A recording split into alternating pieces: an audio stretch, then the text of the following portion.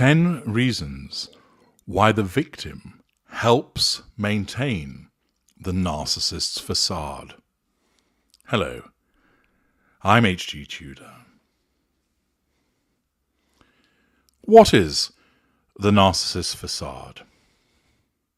Very simply, this is what the narcissist portrays to third parties. An image, and they may have several different images, that they project to the outside world. Thus, it's what the public know a person to be, what various family members and friends know the individual to be.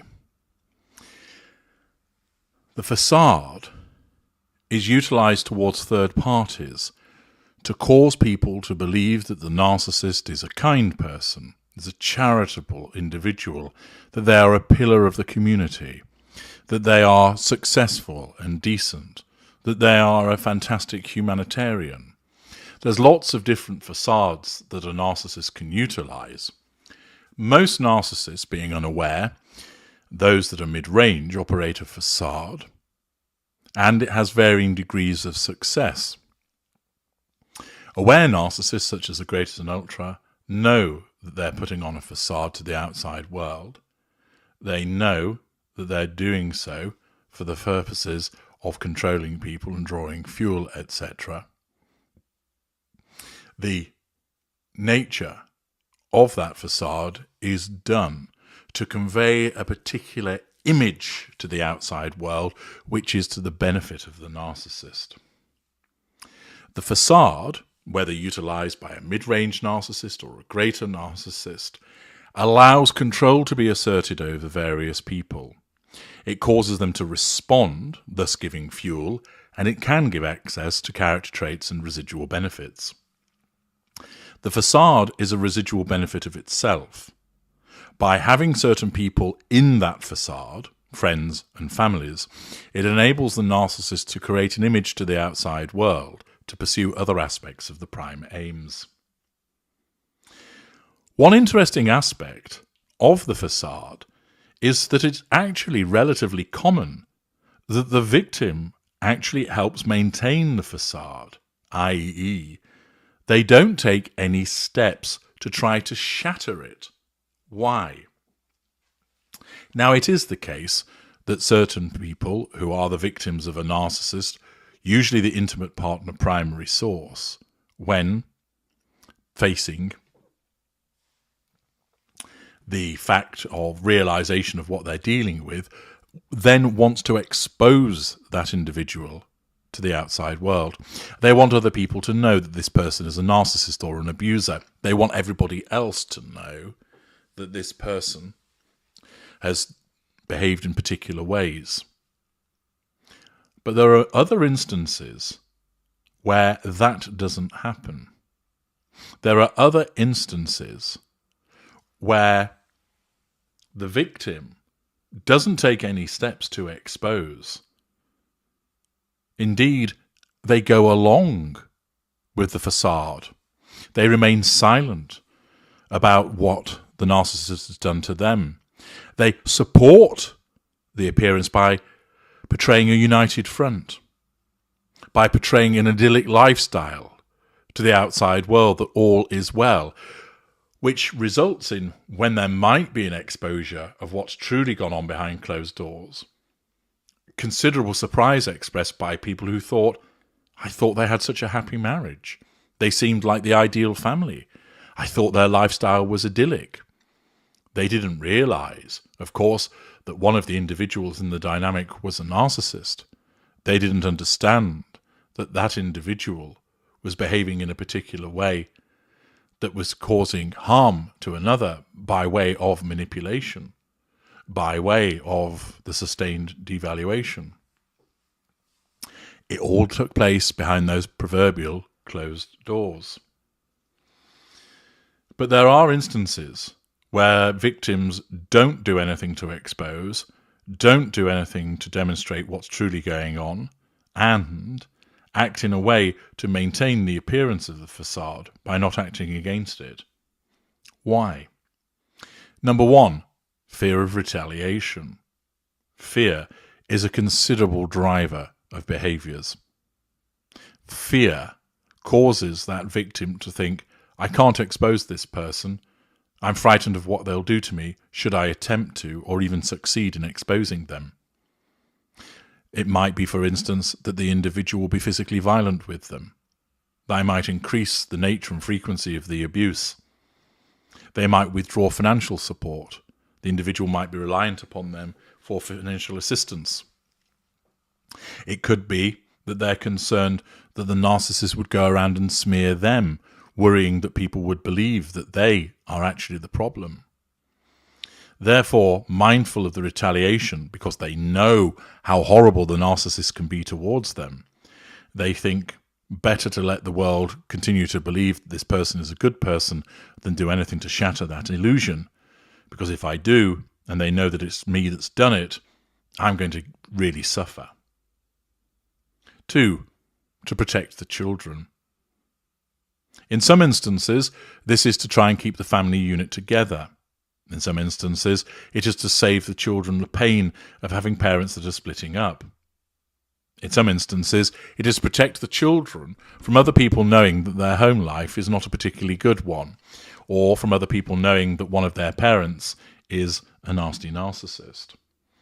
Thus, the desire to protect the children means that the individual does not expose the narcissist and damage the facade. It may also be that the individual doesn't want to split up because they realize that because of the way that the narcissist operates a facade, they're likely to at least get 50-50 on a split with the children, and therefore there'll be half the time where they're not around to protect the children from the behavior of the narcissist, and they would rather continue to suffer their own sustained devaluation and protect the children by being in the family unit all of the time than run the risk of not being there for some of the time.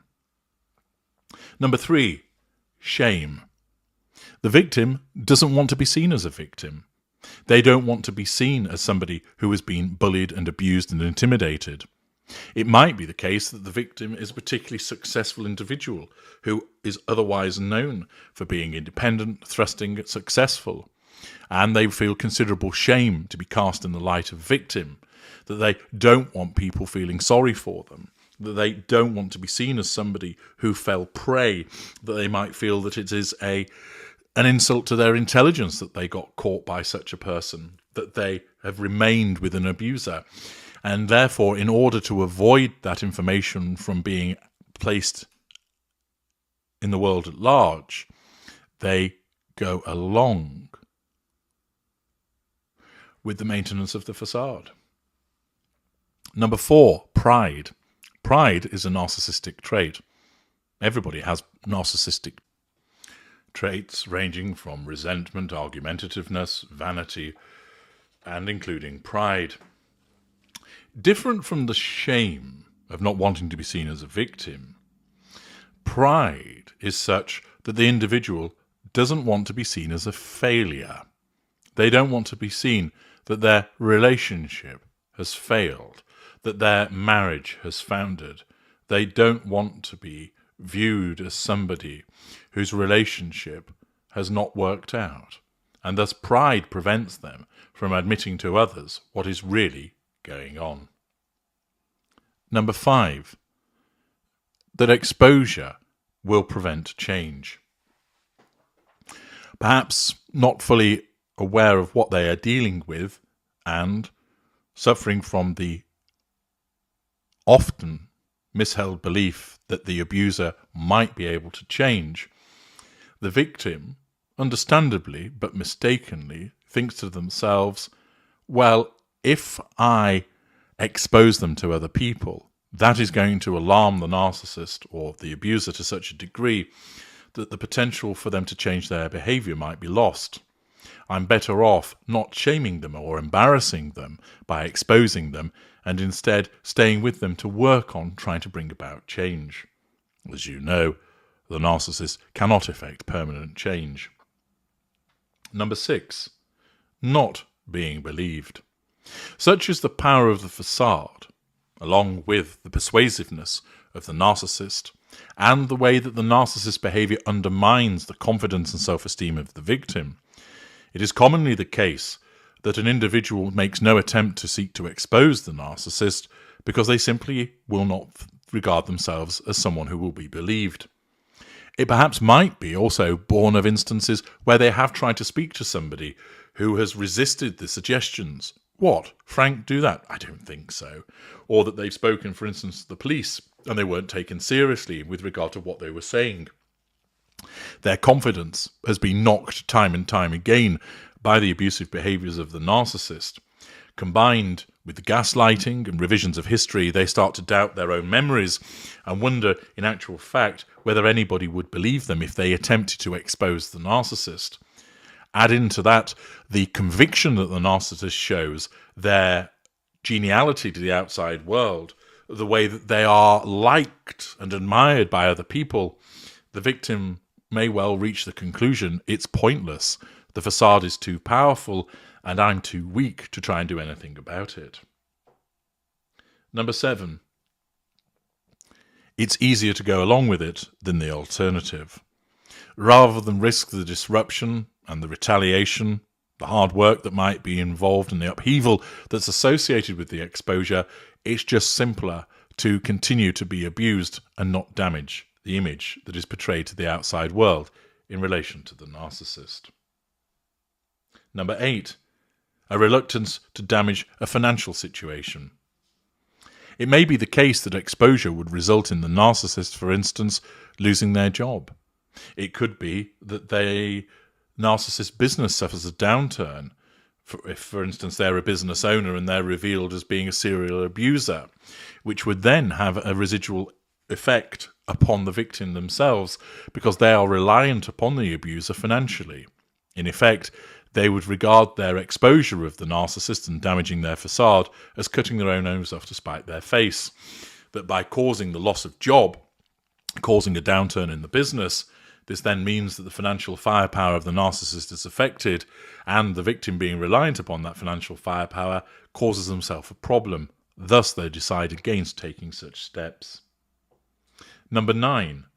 Being portrayed as mentally unwell, with the appropriate consequences that flow from that.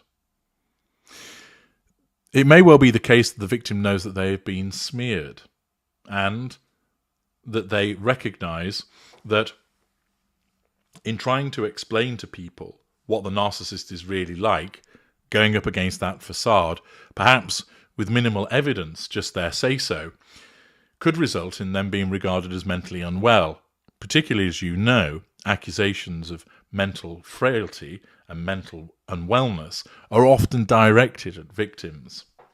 If this is something that the narcissist has repeatedly pointed out to the victim, it's likely that they will have also said similar things as part of their smearing of the victim to other people who form part of the facade.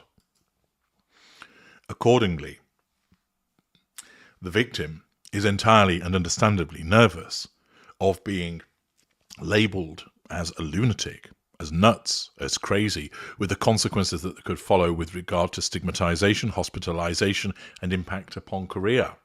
And thus, they don't want to run that risk. Finally, number 10. The 10th reason why the victim helps maintain the narcissist facade by doing nothing to counter it is that they simply don't want to lose a particular image or lifestyle.